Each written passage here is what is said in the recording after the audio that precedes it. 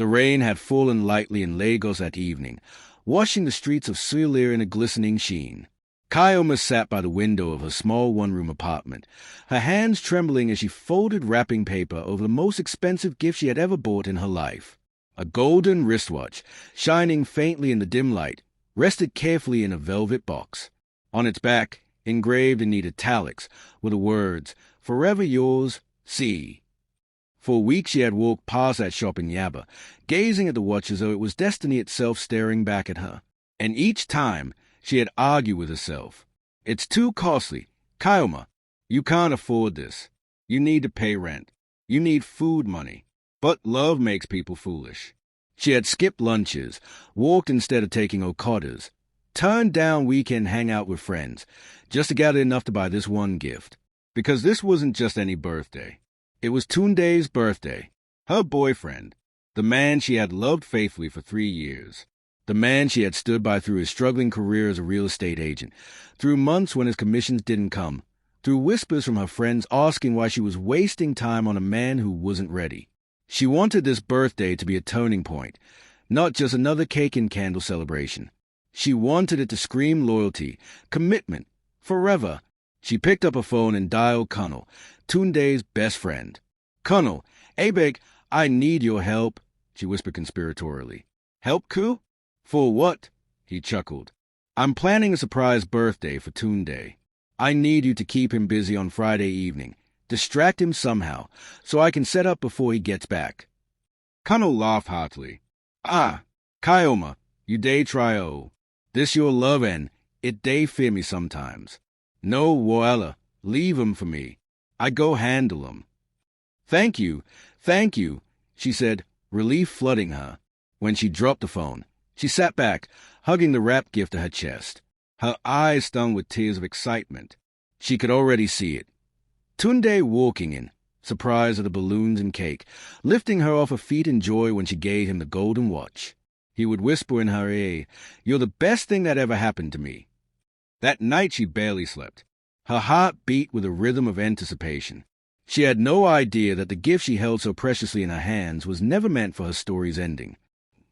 2 nights before Tunde's birthday, Chioma stayed over at his apartment in Yaba. She wanted to tidy things up and take mental notes of how she would decorate on the big day.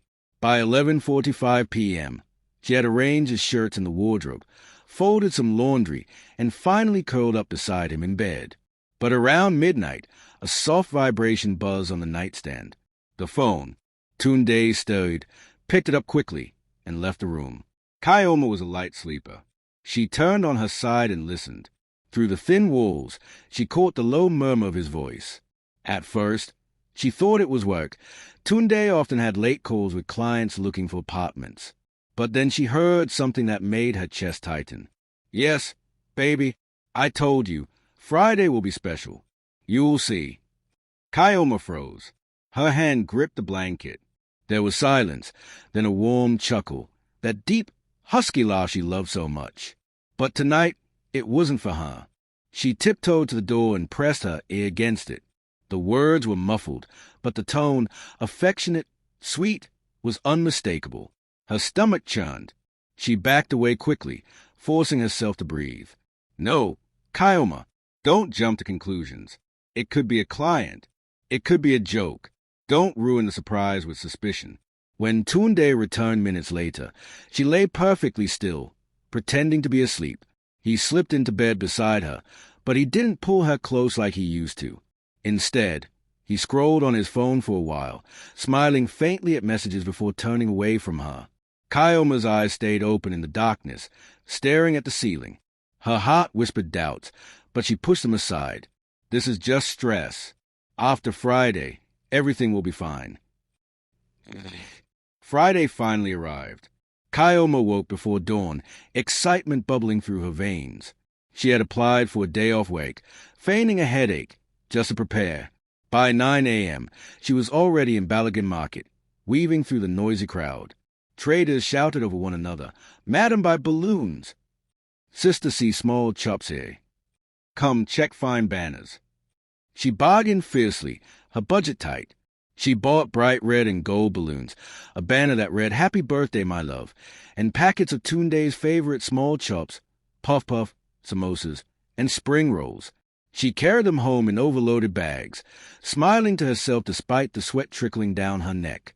By noon, she stopped at a bakery to collect the cake she had ordered days earlier, a fluffy red velvet, layered with cream cheese frosting, with the words, "Happy birthday, my love," written in looping white icing.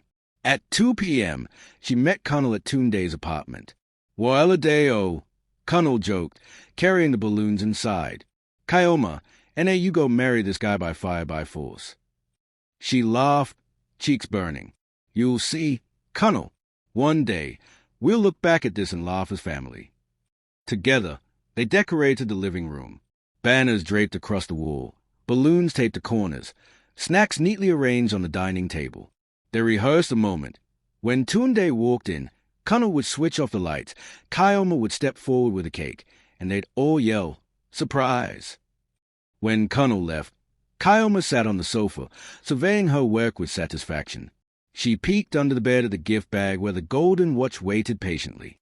Her chest swelled with pride. Tonight will be unforgettable. By evening, Chioma noticed something odd. Tunde hadn't called her once all day. Normally on his birthday, he would spam her with messages. "Babe, thanks for the prayers. Can't wait to see you later. You're my queen." But today, silence. At 7 p.m., she finally called. "Happy birthday, love," she said brightly. "Thanks." His voice came flat. "I'm busy right now. I'll call you later." Before she could reply, the line went dead. Chioma stayed at her phone in confusion. Busy? On his birthday? With who? Her chest tightened, but she forced herself to smile. "Don't ruin this with doubt. Chioma, focus on the plan." She ironed her best anchor gown, a turquoise dress with golden patterns that hugged her figure. She brushed her braids neatly, applied a touch of makeup, and wore the silver earrings he once had made her look like a queen. By 9 p.m., she was ready, sitting by the window, watching cars drive past. But anxiety gnawed at her chest. Why hadn't he checked on her? Where exactly was he? Still, she whispered to herself, it will all make sense when he walks in and sees everything. By 10 p.m., Chioma could no longer sit still. She packed the cake, balloons, and her precious gift into a cab and headed to Tunde's apartment. The driver chatted, but she barely heard him. Her mind was busy rehearsing the moment. Tunde's wide smile, his laughter, his hug. When she arrived, she noticed something immediately.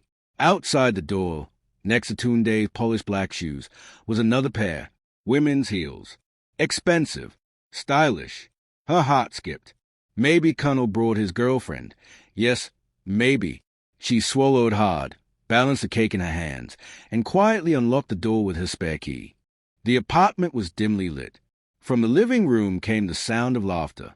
Chioma stepped inside slowly, hiding behind the doorway. Her eyes widened.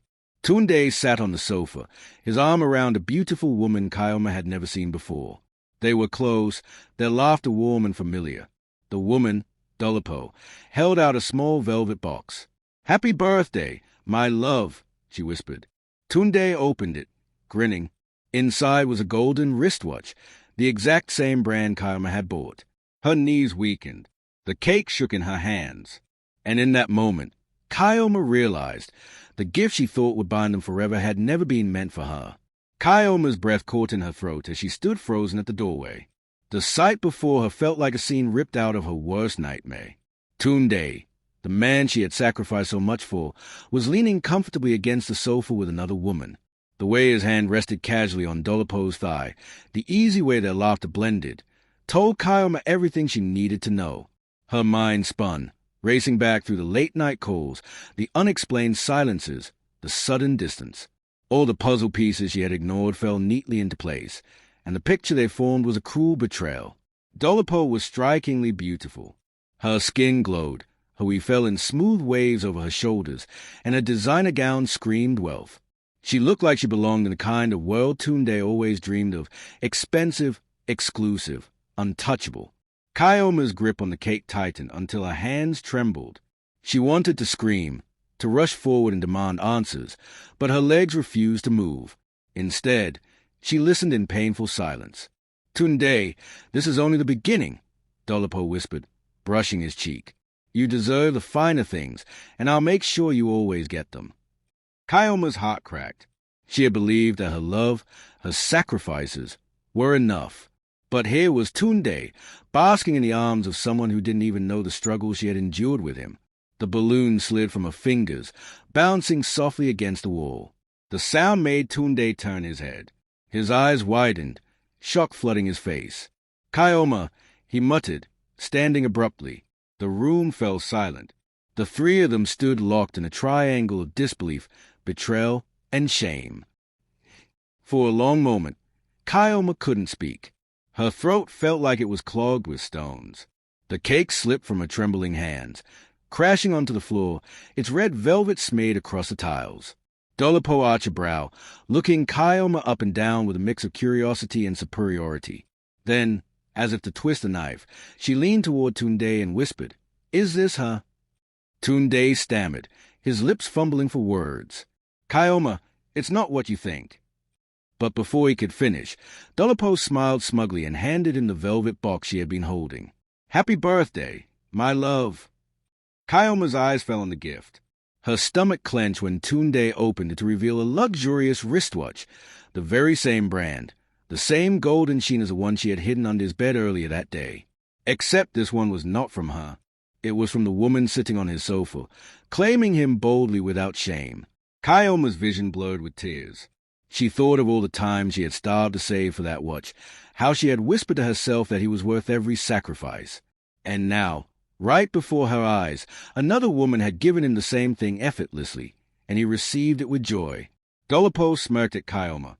"You see, darling, when you truly love a man, you give him what he deserves, not cheap gestures."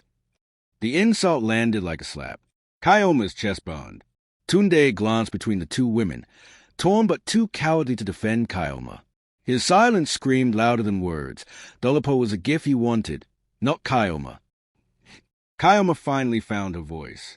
Her tears spilled as she shouted, "So this is it, Tunde? This is what you've been hiding from me." Tunde ran a hand over his head, pacing the room. "Chioma, calm down. Don't embarrass yourself."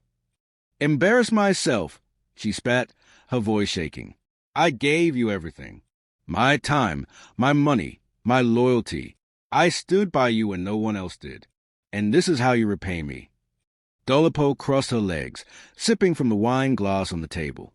"Don't waste your breath, dear. He doesn't belong to you anymore."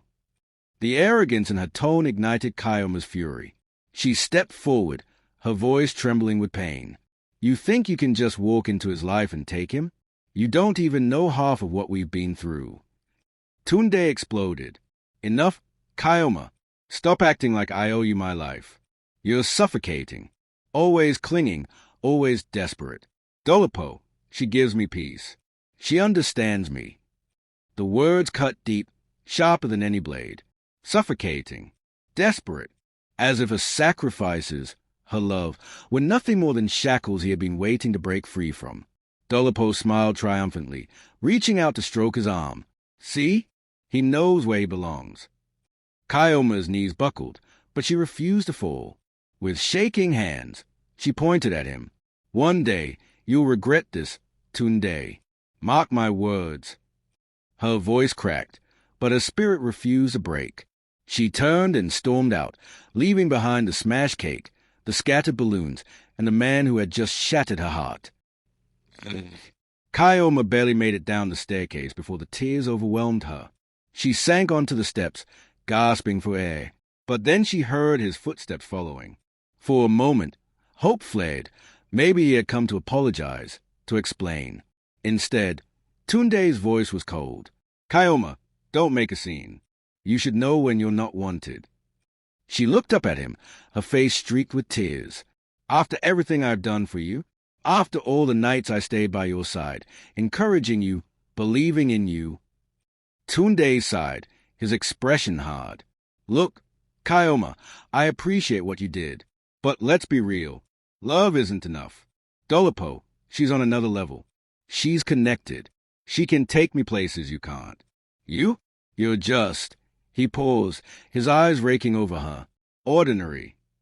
The word shattered what little strength she had left. Ordinary. The sacrifices, the love, the dreams she had poured into him, reduced to nothing. Chioma stood slowly, her legs trembling. You'll regret this, Tunde. You'll regret throwing away real love for glitter. He shrugged. We'll see. Then he turned his back and walked upstairs, back to Dolapo, back to the life he thought was better. Chioma stumbled into the street, her tears mixing with the night rain.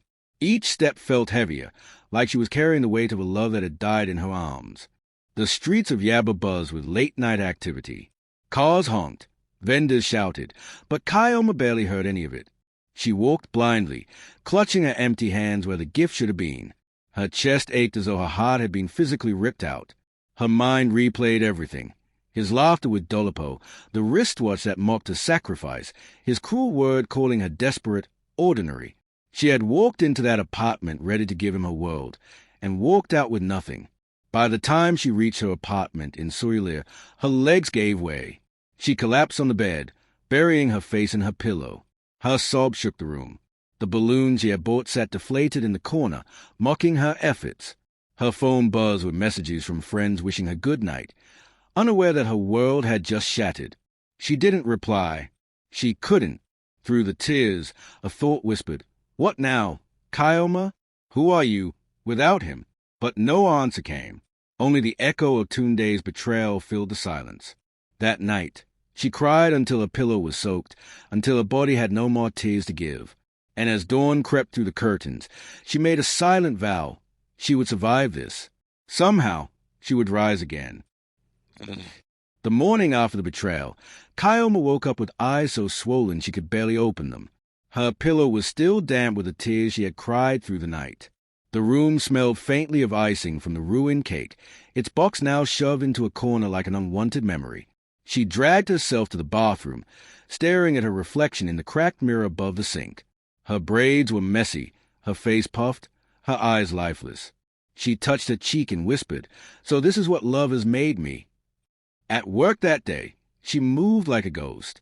She typed slowly, forgot to reply to emails, and stared blankly at her computer screen. Her colleagues whispered behind her back.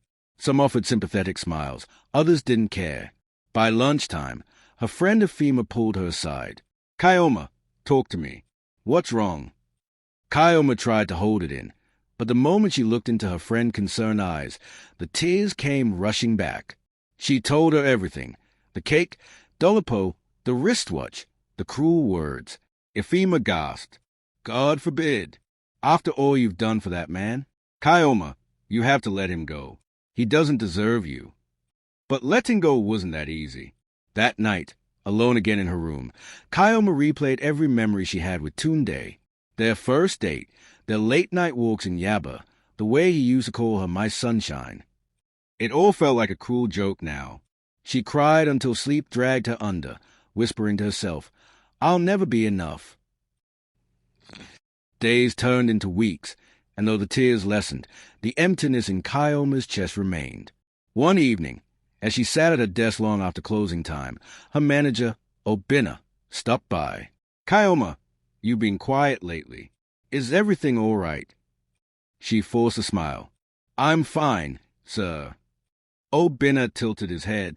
"You don't look fine, and you don't work fine. Talk to me." Something about his calm tone made her break. She told him, not every detail, but enough. Enough for him to understand that she was nursing a wound deeper than any visible scar. Obinna listened silently, not interrupting once. When she finished, he leaned against her desk and said, "Chioma, sometimes heartbreak is a blessing in disguise. You don't see it now, but you will. That man didn't deserve your loyalty. But you deserve so much more." His words felt like a bomb. She didn't know why, but she believed him. Over the following days, Obinna began checking in more often. He'd ask if she'd eaten, offer her little pep talks, even share jokes to make her laugh. For the first time in weeks, Chioma felt seen. One Friday evening, as they walked out of the office, Obinna said, "You have talent, Chioma. The way you dress, The way you design your clothes. Have you ever thought of taking it seriously? Fashion is in your blood." She laughed weakly. "Fashion? Oh, Binna, I'm just surviving." He looked at her, his eyes steady. "You're not just surviving. You're meant to shine." His words stayed with her long into the night. Slowly, Chioma began to take steps forward. With Obina's encouragement, she enrolled in an evening business course focused on entrepreneurship. At first, she doubted herself. But as weeks passed, she began sketching clothing designs again, something she hadn't done since university. Her evenings were filled with fabrics, colors, and patterns instead of tears. She bought second-hand material from Tejuosho Market and experimented with styles. When she wore her creations to the office, colleagues stopped her in the hallway. "Wow, Chioma, where did you buy that dress?" "I made it," she'd reply shyly, and they'd gape in surprise.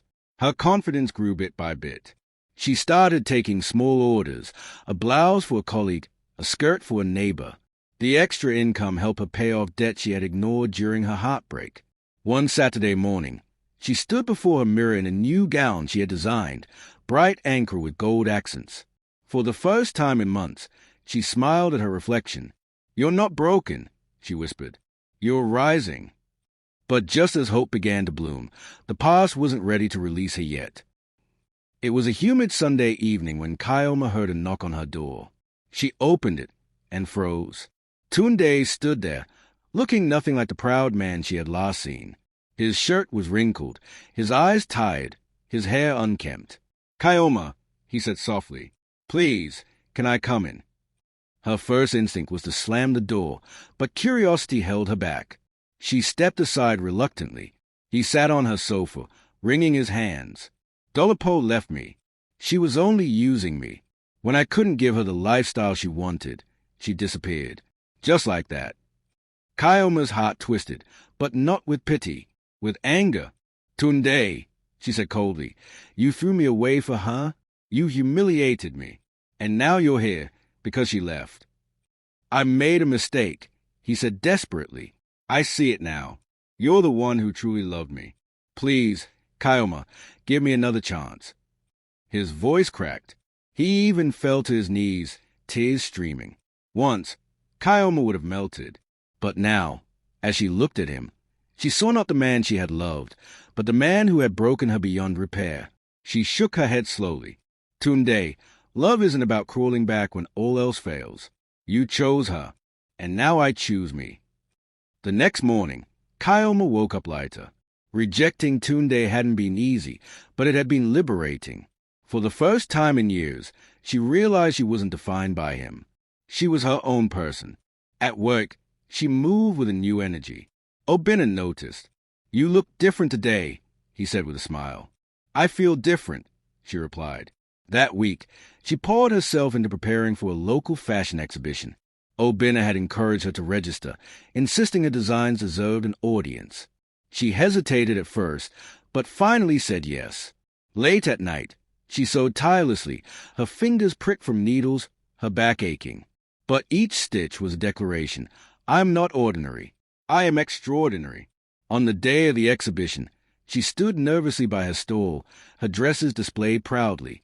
Strangers stopped to admire. Buyers asked for prices, and photographers snapped pictures. As the event ended, Chioma felt something she hadn't felt in months. Pride. Not the pride of being someone's girlfriend, but the pride of being herself. When she got home that night, she looked at the golden wristwatch still hidden under her bed. She picked it up, smiled sadly, and whispered, "This gift wasn't meant for him. It was meant for me. My time begins now." The exhibition had been a whirlwind of colors, music, and strangers praising her designs. But when Chioma returned home that night, exhaustion and disbelief hit her like a wave. She sat on her bed, staring at her calloused hands. These same hands that had once held on to Tunde so tightly now stitched her future. Her phone buzzed. It was Obina. "Chioma, you are amazing today," he said warmly. "I told you, you have something special. Don't stop now." She laughed softly. "You really believe in me that much?" "I believe in you more than you believe in yourself," he replied. His words echoed in her heart long after the call ended. That night, she brought out her old sketchbooks. Designs she had abandoned years ago filled the pages. She traced over them with renewed energy, her pen flying as ideas poured out. Her hidden talent, once buried under heartbreak and self-doubt, had begun to bloom again. For the first time in a long while, Chioma didn't fall asleep crying. She drifted off with a smile, dreaming not of Tunde, but of the runway. Weeks later, the fashion industry buzzed with another event, the Lagos Rising Designers Showcase. With Obinna's encouragement, Chioma applied and was accepted. The pressure was intense. She spent nights hunched over her sewing machine, fabric scattered across her room, pins between her lips as she worked tirelessly. Sometimes, doubt crept in. Who am I to compete with established designers? But each time, she pushed through, reminding herself of the girl who had once been called ordinary. The day of the showcase arrived. The hall glittered with chandeliers, celebrities, and fashion enthusiasts. Backstage, Chioma's models, friends and volunteers, wore her designs with pride. Bold Ankara gowns, modern cuts with traditional flair, vibrant colors that commanded attention. As her collection hit the runway, the audience gasped. Phones flashed. The crowd murmured with admiration. One dress, in particular, a flowing Ankara gown with golden embroidery, drew thunderous applause. When the show ended, strangers rushed to her. Who made these? Do you have a brand? Can I get your card? Chioma's cheeks flushed. For the first time, she wasn't invisible. She was a showstopper. The days that followed felt like a dream. Articles in lifestyle blogs praised her work. Influencers tagged her designs on Instagram. Orders poured in, and for the first time, her bank account smiled. Then came the moment that sealed her transformation. She was invited to speak on a morning TV show. Nervous but determined, Chioma sat under the studio lights as the host asked, "What inspired you to start designing again?" She smiled, her voice steady. "Pain. Betrayal. I once thought my life was over when someone I loved broke me. But sometimes life closes one door so another can open. I realize my worth isn't defined by who loves me, but by how much I love myself." Her words struck a chord. Viewers flooded social media with messages. Chioma is an inspiration. She turned heartbreak into success. This is the kind of story young women need to hear. That evening, Chioma scrolled through the comments with tears in her eyes. For so long, she had felt worthless. But now, she was recognized, respected, celebrated. She whispered to herself, "The gift wasn't meant for me then, because this was a gift life had waiting." As Chioma's career blossomed, so did her friendship with Obinna. He had been her steady supporter, cheering from the sidelines, pushing her to believe in herself. One evening, after a successful delivery to a high-profile client, they went out for dinner. The restaurant was quiet, soft music playing in the background. Chioma laughed as Obinna teased her about how she nearly tripped on stage at the showcase. But then his tone softened. "Chioma, can I be honest with you?" She looked up, curious. "You've been through so much. But even in your pain, you never gave up. That strength, that fire, is what I admire most about you. And somewhere along the line, I stopped just being your friend. I started falling for you." Her breath caught. For a moment, she didn't know what to say. After Tunde, she had sworn never to trust again. But as she looked into Obinna's eyes, she saw sincerity, respect, and patience. She smiled faintly. "Obinna, I don't know if I'm ready, but I know you make me feel safe." He reached across the table, gently holding her hand. "That's all I ask. Let me love you at your pace." Her heart, once broken, began to beat with hope again. Months later, Chioma stood in a grand hall, her designs showcased at an international fashion event. Cameras flashed, investors signed contracts, and a brand name, Chioma's Touch, lit up on banners. In the crowd, Obinna cheered the loudest, pride written all over his face. After the show, as they walked outside under the Lagos night sky, Obinna wrapped his arm around her shoulders. "Look at you," he whispered, "from heartbreak to headlines." Chioma smiled, tears glistening in her eyes. She thought back to that night in Tunde's apartment, the ruined cake, the wristwatch that was never meant for her, the cool words that had almost destroyed her. And then she thought of the journey that followed, the breakdown, the rebuilding, the rediscovery of her worth. She reached into her bag and pulled out the old gift, the golden wristwatch she had once hidden under his bed. She fastened it on her own wrist, raising her arm proudly. "This was never meant for him," she said softly. "It was meant for me. My time, my destiny, my gift." Obinna kissed her forehead. "And this is only the beginning." As they walked hand in hand into the future, Chioma knew one thing for certain. Life had given her the real gift, herself, her strength, her dreams, and a love that truly saw her.